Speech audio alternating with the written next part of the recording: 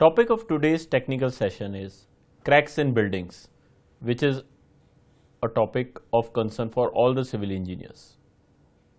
The sequence of the presentation will be definition and type of cracks, reasons and preventions for cracks, construction practice and techniques which need to be adopted, and reason for various types of cracks.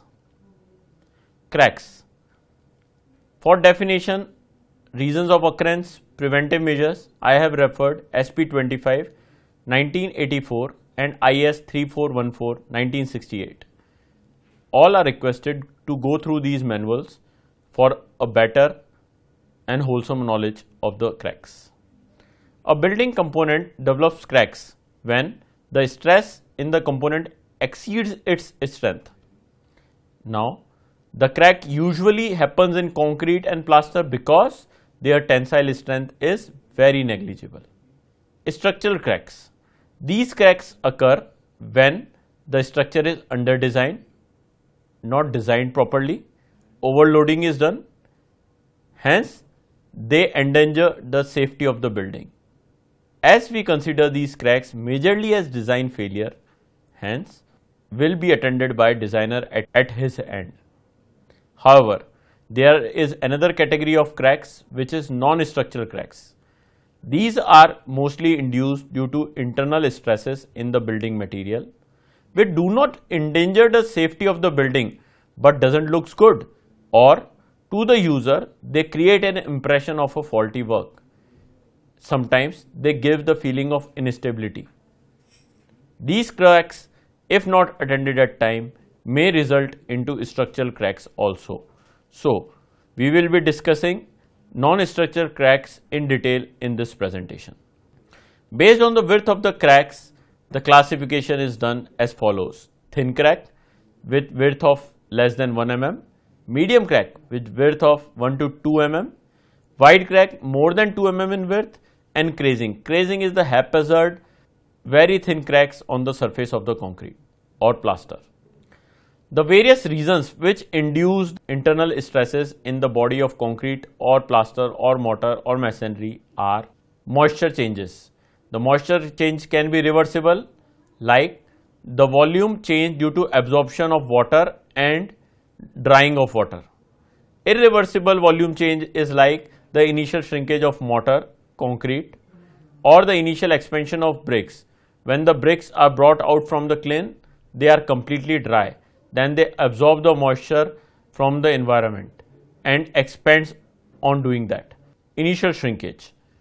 The initial shrinkage will be more if your cement content is more, if the water is more in your mix, if you don't have graded large size aggregate, because if the size of the aggregate is small, due to more surface area, more cement will be required, hence more shrinkage. If the curing is not done for the 10 days properly from the period when initial set has started, then due to the early initial shrinkage cracks will come. But if you do curing from the initial set, this will restrict the shrinkage in the initial phase itself. You have to reduce fines as much as possible you can do. Even if the temperature is less and humidity is there, then the initial shrinkage cap will be less. Plastic shrinkage. When the concrete is casted, then waters from the lower surfaces comes up and the heavier material try to settle down. This phenomena is known as bleeding of concrete. Now, if the evaporation rate is more than bleeding, then there is no water available on the top surface, resulting in shrinkage of the top layer, hence the cracks on the top layer. This is known as plastic shrinkage. Initial expansion cracks are in long walls. The brick from the kiln have just came, you have used them in the structure. Now, due to the initial expansion, the brick masonry will try to increase in the length, resulting in tensile cracks at the center. So, it is advisable to use bricks after 3 months from the kiln, or give a seasoning period of 15 days if there is atmospheric change as they are coming to your site afresh. Plastic settlement cracks. These are the most commonly viewed cracks by all the engineer. While casting the plinth beam, we all have seen the longitudinal and transverse crack at the location of reinforcement or stirrups. This is because when the concrete is liquid and not so consistent but more of a fluidy type because of the more water content, then the heavier material will try to settle down under gravity, and if any obstruction of reinforcement comes, then a cavity is made below the reinforcement and a crack on its top. So these can be avoided if you have good slump consistent concrete with low water cement ratio. Thermal movements. Thermal movement depends on the type of building material which is used. For example, the thermal coefficient for masonry is 50% than of the mortar and about 1/3 than of the concrete. To avoid these thermal movements, you should avoid making long structures and provide expansion joints in these structures. Concreting done in summer is more liable for cracking because in summers it will result in early drying and initial cracks will be there. Elastic deformation. Whenever any structure is loaded, then stress comes, and due to the elastic behavior, the parts of the structure will compress or will be extended in tension. For example, when a beam or a slab of large span goes excessive deflection, end of the beam curls up, causing cracks in the supporting masonry. Even when the two materials are abutted side by side, for example, framed structure columns and infill walls, both have different elastic deformation under the same load. So there is a separation which happens at the interface of the two material, resulting in cracks at the junction. Creep. Creep is basically a plastic strain or deformation. Movement due to chemical reactions. Your aggregate may be having sulfate in it. So due to the reaction of cement with sulfate, the compound is made which is more in volume, resulting in spalling and cracks. Carbonation of concrete results in corrosion of reinforcement, hence cracks. Corrosion of reinforcement itself results in cracks, and alkali aggregate reactions also result in end product with a larger volume, hence cracks. Designers usually provide the same size footing to all the columns. If the unequal bearing pressures are there on the different part of the foundation, then there will be different settlements of the individual footings, resulting in cracks in the building. So you should provide foundation sites so that the bearing stresses or the bearing pressure below each foundation is of the similar range. Foundation resting in active zones such as black cotton soils is also vulnerable to settlements and cracks in the structure. Growth of vegetation, trees existing, trees cut for the construction, and you started to construct your building simultaneously. Since earlier the roots were there who were eating up the hydration of the soil, now the roots are not there. So whatever moisture will come to the soil will expand the soil, resulting in upheaving of your structure and cracks in the structure, and vice versa. So always prefer to remove all the big trees from the construction site and allow it a seasoning period of 2 to 3 months to settle down on its own. Measures for prevention of cracks. Burnt clay bricks should be given seasoning type of 3 weeks on site. Before plastering, masonry should be allowed to dry and undergo initial shrinkage. Plastering should not be done on the second day the masonry is built. You should allow the sufficient time. Curing of masonry should be done sparingly. That means you need not to submerge the masonry in water, otherwise the building blocks will absorb the moisture and expand, which may result in cracks. Use of fine aggregates with too much of fine clay silt will also result into crazing cracks. Larger and well graded coarse aggregate are preferred because this will end up in the requirement of less cement, hence less shrinkage. We should do curing from the initial set up to 10 days, and we should gradually discontinue it. cement amounts to more shrinkage, so richer mortars or richer concrete is not preferred. It should be only as per what is required for strength purpose.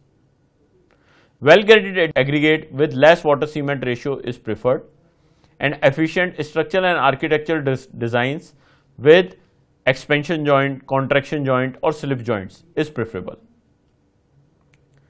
Construction practice and techniques which an engineer has to adopt if he wish not to have cracks in his buildings.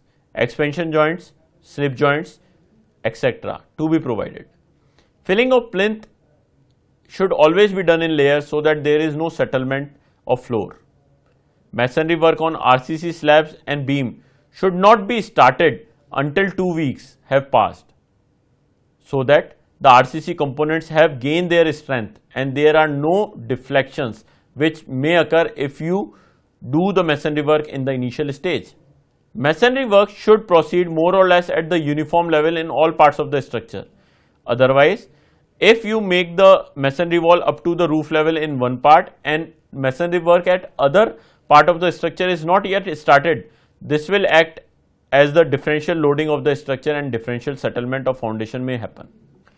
Concreting should not be done if it is very hot, dry and windy, because this will end up in drying of water from the concrete and initial shrinkage will happen.